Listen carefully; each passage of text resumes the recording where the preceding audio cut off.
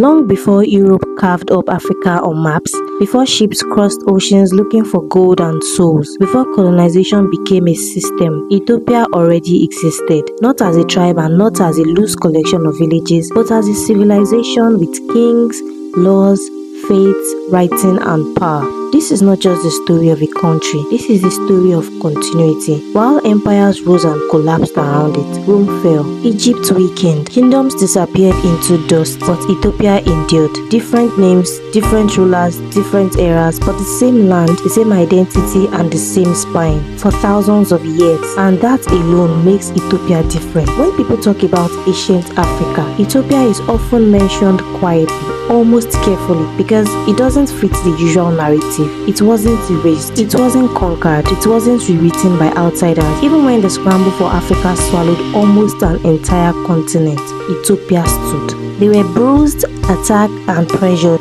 but never colonized. And that moment, that resistance did not come out of nowhere. It was built on centuries of history. Ethiopia's story stretches so far back that it blurs the line between history and legend. Some traditions trace its monarchy to King Solomon of Israel and the Queen of Sheba, a claim that shaped Ethiopian identity for generations. Whether legend or legacy, one thing is certain: Ethiopia always saw itself as ancient, chosen and sovereign. This belief shaped how it ruled, how it fought, and how it survived when others failed. This documentary is not just about wars and kings. It's about one of the oldest Christian civilizations on earth, a land that developed its own script, calendar, and faith traditions, an empire that negotiated with the world instead of bowing to it. To understand how Ethiopia stood when others collapsed, we must go back to the very beginning, before emperors, before Christianity, before Axum, back to the land, the people, and the early foundations of one of humanity's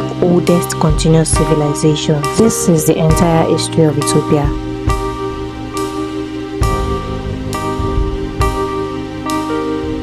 If this video opened your eyes to a history you never knew and you want more stories like this, please hit the subscribe button, like this video if you learned something new, and share it with someone who needs to see it, because these stories matter and the more we share them, the more the world remembers. Long before Ethiopia became an empire, before crowns, crosses and stone thrones, this land was already special, not because of kings but because of its people. Ethiopia sits in the Horn of Africa, a region where highlands rise sharply from the earth, where rivers carve deep valleys, and where fertile soil meets harsh terrain. This geography did two things: it protected the people and it forced them to adapt.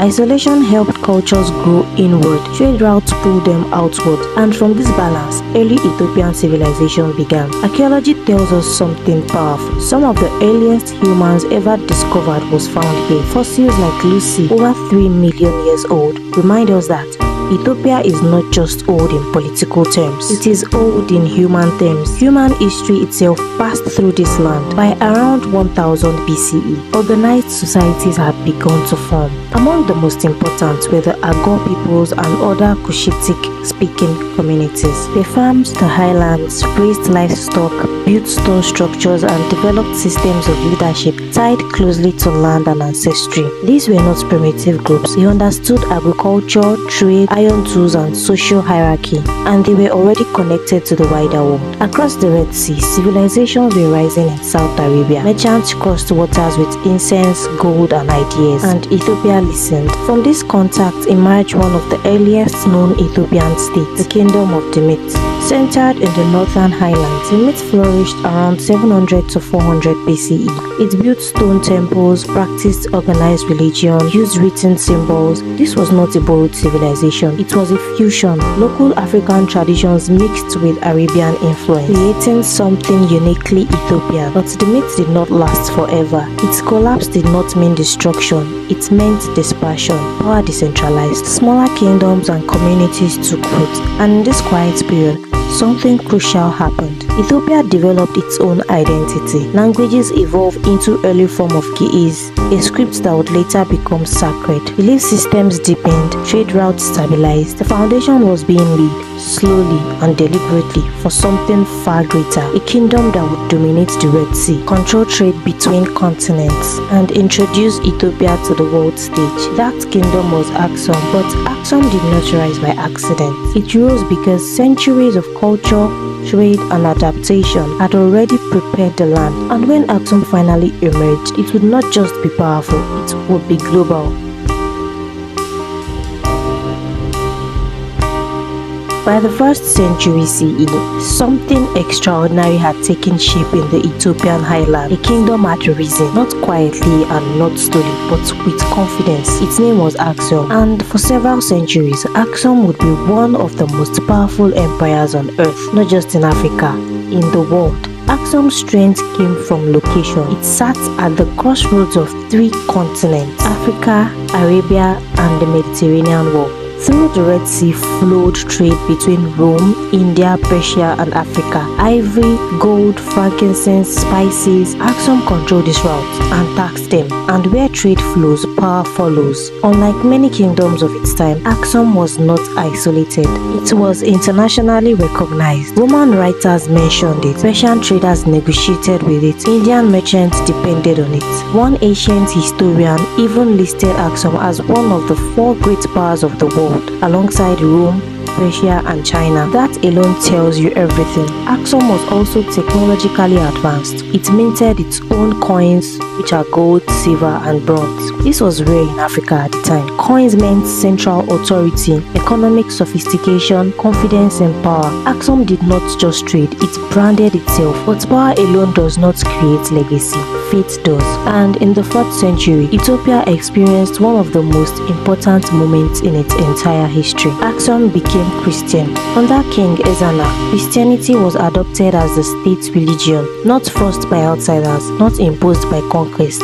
It was actually chosen. This made Ethiopia one of the earliest Christian states in the world, long before most of Europe. And unlike Rome, Ethiopia never abandoned that faith. It adopted it, it localized it, it protected it. Churches were built into rock, scriptures was translated into Ge'ez, faith became identity, and Christianity in Ethiopia was not just religion, it was culture. But even empires blessed with trade, power, and faith are not eternal. Slowly, the world changed. Trade routes shifted, Islam rose in Arabia, and the Red Sea became contested. Axum's access to global commerce weakened, and as its influence faded, the empire retreated inwards. From coastal power to highland survival, Axum fell, but Ethiopia did not. Because what survived was not just a kingdom. It was a civilization, faith remained, language remained, identity remained. And from the ashes of Axum, a new Ethiopian era would rise, one built on monarchy, legend, and divine kinship.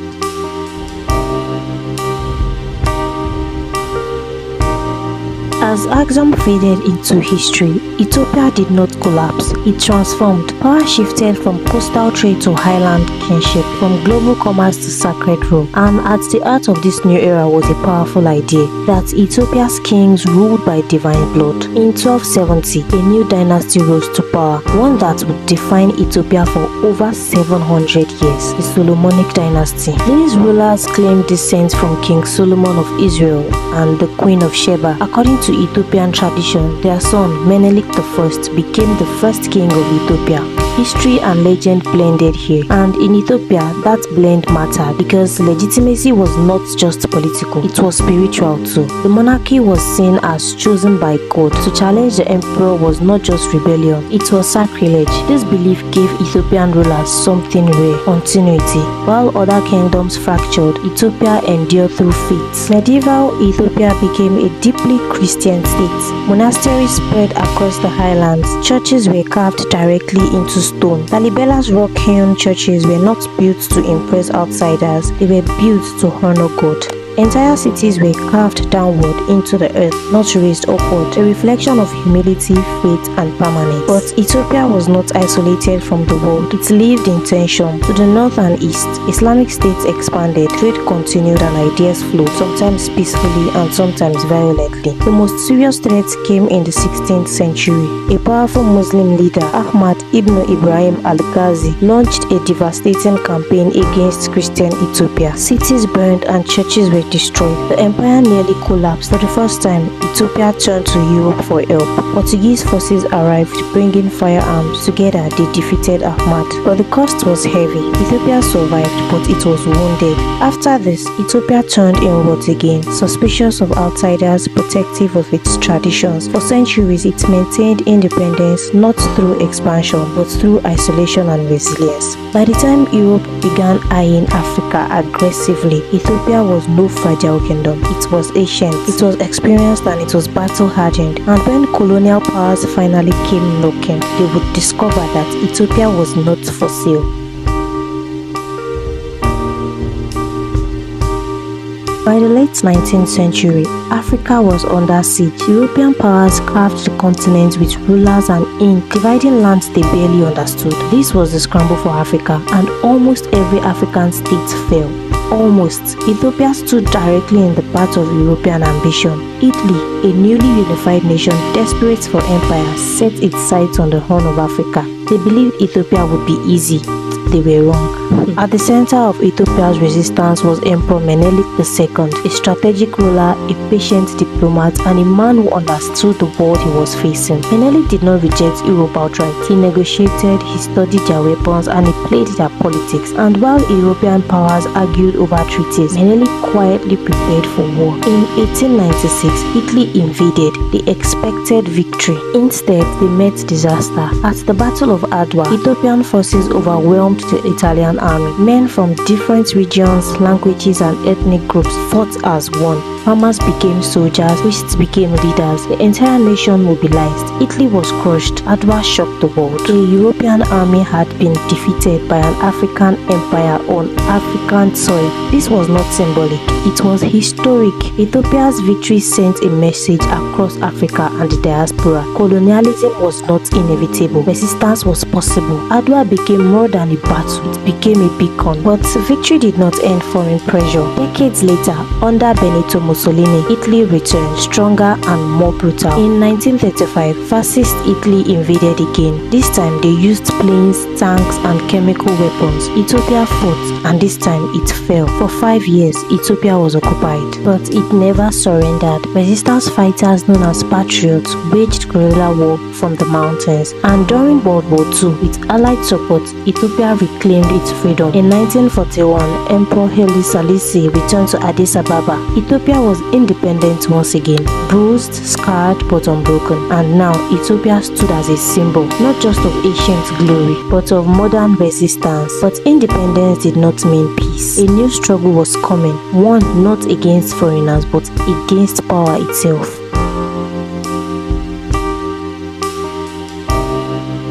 When Haile Selassie returned to Ethiopia in 1941, he was welcomed as a hero. To many, he was the face of Ethiopian survival, the emperor who stood before the world and refused to bow. But ruling in peace is very different from ruling in crisis. And the Ethiopia Haile Selassie returned to was no longer the same. The world was changing fast. Colonial empires were collapsing, new nations were rising. Ideas about democracy, equality, and socialism spread rapidly. But Ethiopia remained a traditional empire. Power was centralized. Land was controlled by elites. The monarchy stood above criticism. For a while, history protected the emperor, but eventually reality caught up. Despite modernization efforts, schools, roads, diplomacy, millions of Ethiopians remained poor. Famines devastated rural areas. Students protested inequality. Soldiers complained of neglect, and the emperor, now aging, seemed distant, disconnected. By the early 1970s, Ethiopia was under pressure from all sides. Then came the famine. Thousands died, and the government's slow response shattered public trust. For the first time in centuries, the idea of divine kingship began to crumble. In 1974, the unthinkable happened. The military seized power. Haile Selassie, descendant of Solomon, emperor of emperors, was overthrown quietly, without ceremony. An empire that lasted for over 700 years ended in silence. What replaced it was not stability, it was revolution. The new rulers called themselves the Derg. They promised equality, justice, a new Ethiopia. Instead, they delivered fear. Ethiopia became a Marxist-Leninist state. Land was nationalized, opposition was crushed, dissent was met with violence. The Red Terror followed. Thousands were imprisoned. tortured and executed. Families disappeared overnight, and at the same time, Ethiopia was pulled into endless war. Internal rebellions, border conflicts, a devastating war with Somalia. The country bled, and while the Derg claimed to rule for the people suffered the most. By the late 1980s, the regime was collapsing, the economy was broken, the army was exhausted, rebel forces closed in, and in 1991, the Derg fell. Another era ended, but this time, Ethiopia did not return to monarchy. It stepped into an uncertain future.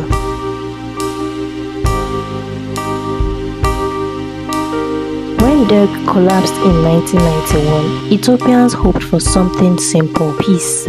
After decades of fear, war, and hunger, the country wanted to breathe. What emerged instead was a new kind of Ethiopia, one built not around emperors or ideology, but around identity. The new leadership reorganized the country into a federal system, but this was not ordinary federalism. Ethiopia was divided along ethnic lines. Regions were created based on language, culture, and heritage. For the first time, Ethiopia officially recognized its diversity. To many, this felt like justice. To others, it felt dangerous. Supporters believed ethnic federalism would correct historic domination, give minorities a voice, reduce centralized oppression. Critics warned it would deepen division, encourage separatism, and replace unity with competition. Both sides were right. For years, Ethiopia experienced relative stability. Infrastructure expanded and cities grew. The economy showed signs of life, but beneath the surface, tension remained. Ethnic identity, once cultural, became political, and political identity became weaponized. Protests spread, communities clashed, and old grievances resurfaced, and the promise of unity began to crack. By the late 2010s, Ethiopia stood at another crossroads. A young reformist leader rose, promising change. Political prisoners were released. Media restrictions eased. Peace was made with Eritrea. Hope returned, but reform also removed control. And without control, unresolved tensions exploded. Conflict returned to Ethiopia, this time from within, more like civil war. Humanitarian crisis, displacement on a massive scale, and once again, Ethiopia found itself fighting not for dominance, but for coexistence. Yet, through it all, one thing remains unchanged: Ethiopia endures, because survival is not new to this land, it is tradition.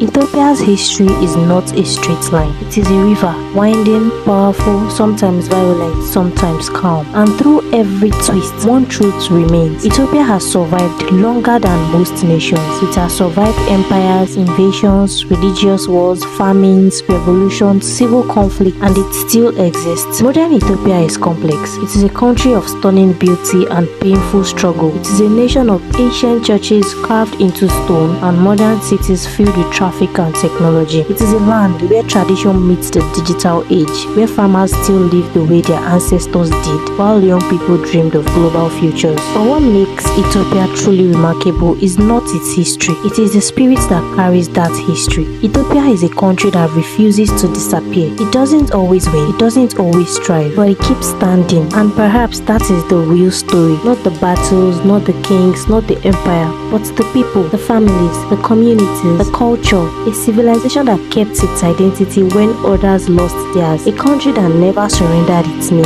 If you want to understand Ethiopia, don't only look at its history, look at its continuity. Because Ethiopia is not just a nation, it is a living memory. This is Ethiopia, a land of ancient power, modern struggle, and unbroken survival. Thank you for sticking around with me to the end of this documentary. I'll see you in my next video. Bye!